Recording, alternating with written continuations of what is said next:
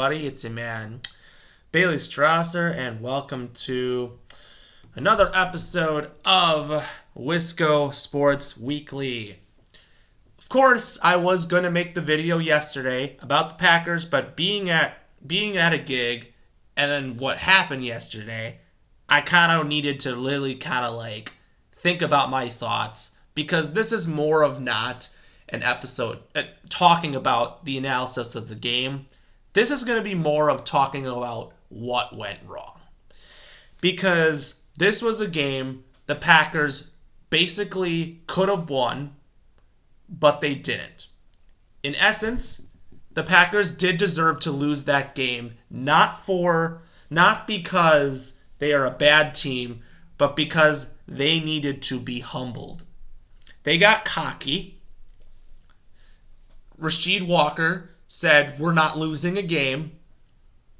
And we went into a place where, and it's not that it was a road game, it's not anything.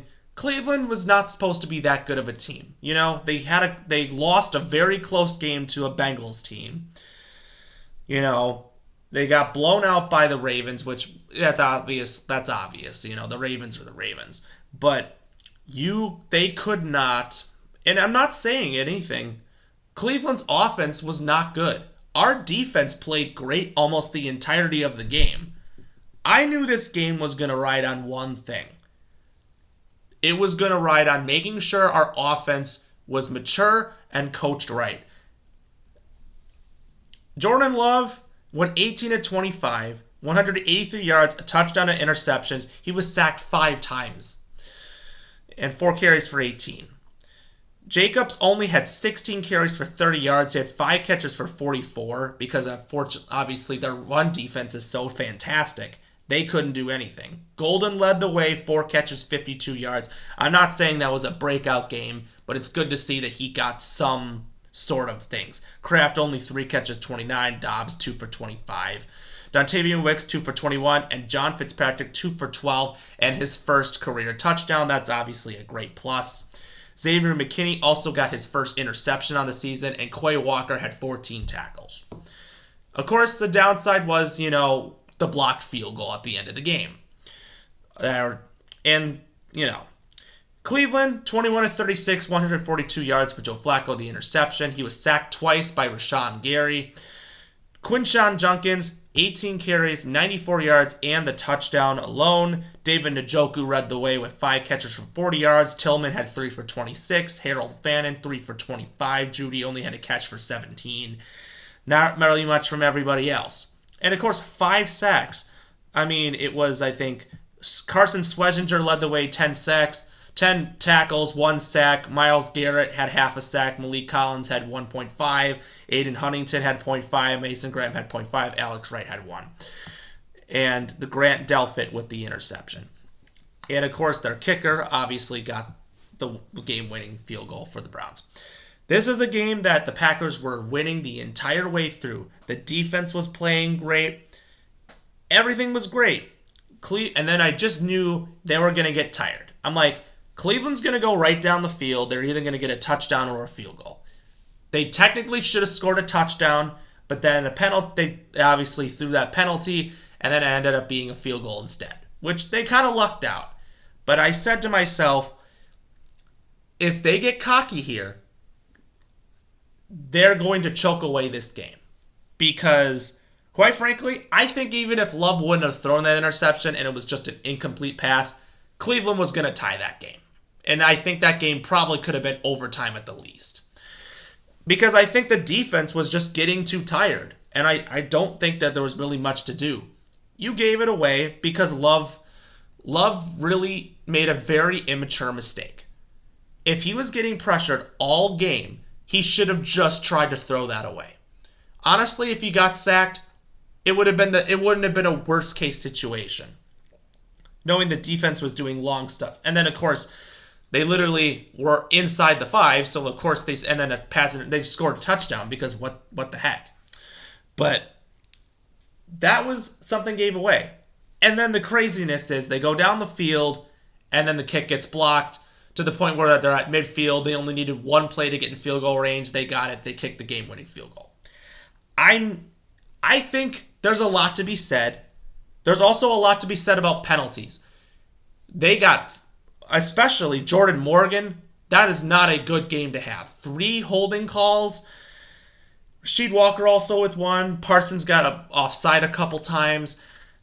They have a lot to be cleaned up. These first 2 games, Jordan Love looked good because he wasn't getting pressured. The Lions and the Commanders are not teams that really pressure teams that often, which is why a lot of teams, that's why he did well.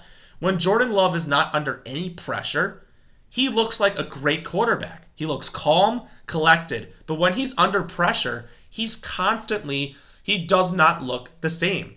And when you have to have, and that's the important thing.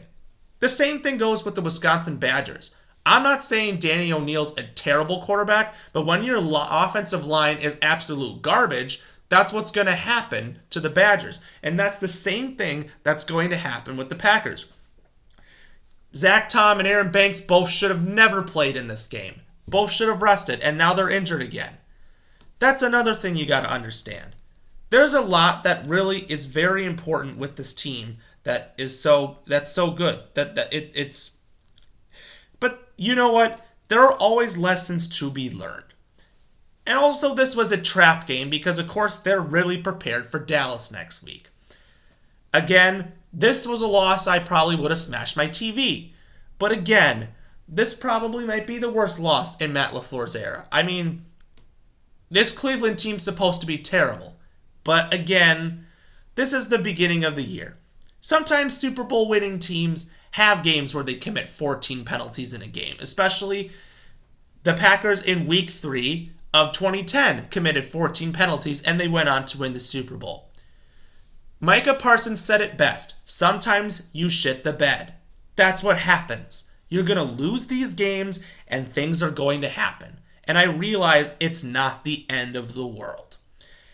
I'm very thankful that maybe this was a wake-up call that the Packers realize they need to be more humbled.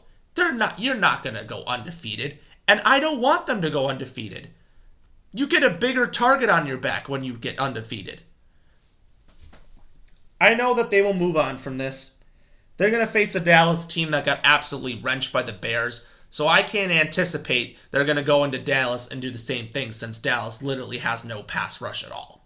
Their defense is garbage, and honestly, I feel like the Packers will win next week. I think they're going to be like, we should have never lost last week.